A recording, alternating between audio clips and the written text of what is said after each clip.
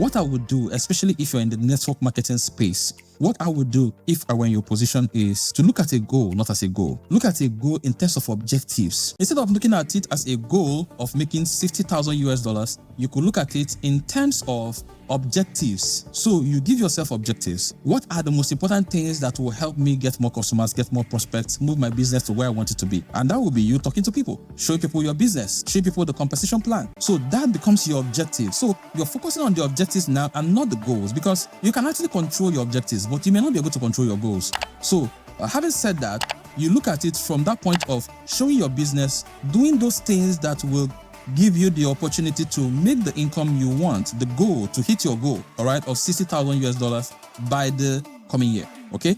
So today, how many people did I talk to? Tomorrow, how many people did I? So you start hitting your goals per day. And let me tell you this, if you win your day, you're going to win your week, and if you win your week, you're going to win your month. Once you won your month, it means that you've won the year.